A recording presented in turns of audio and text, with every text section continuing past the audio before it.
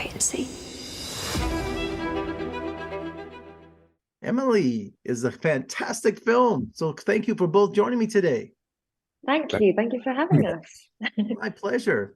Emma, challenges telling the life story of author Emily Bronte because, Wuthering Heights is her only novel, but she was reclusive, wasn't she? And she never knew true love. Or did she? I don't know. That's what we're trying to. Yeah, there's not that she was a recluse, and there isn't a lot known about her. But that's kind of the joy of having a script like Francis's to try and give an interpretation of what could have been.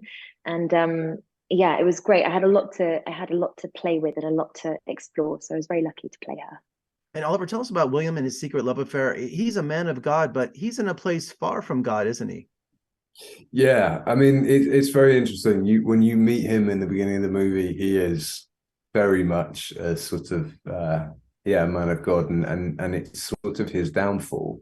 Not meeting Emily, but the unraveling of Waitman that happens after this sort of fascination and this development of this sort of I don't know what you'd even call it. It's sort of, I guess it's something that turns into a friendship and then turns into something even bigger than that. And so, before too long, he's sort of in way over his head.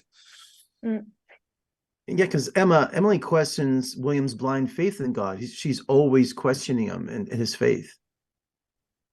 Yeah, she is. It's good. She questions, they both are. They're both challenging each other, which is why it's such a great meeting of minds. I think they both are able to stun each other respectively. And I think it's good to see them, figure out the nuts and bolts of one another and throughout this whole film. I think it's a really interesting dynamic to see unfold. Yeah. Absolutely. And Oliver, getting into character, tell me about the costumes and the settings. Is that just the best kind of role for an actor to really transport themselves into the character? I mean, I feel like, the costumes really help. And we had an incredible costume designer called Michael O'Connor who designed the most beautiful costumes. Yeah. I feel like the male costumes are much easier than the women's costumes.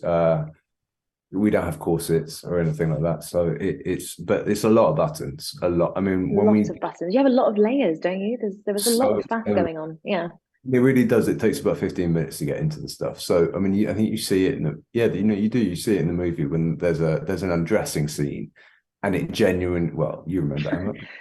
You remember? I was there. Yeah. No. So but the setting, I mean, Francis was really, really specific about wanting to shoot in Yorkshire, where the book, where they were from.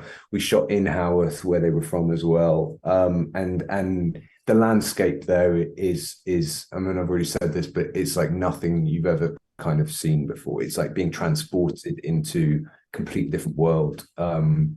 And I think is integral to the story and the atmosphere that's created in the film because of it.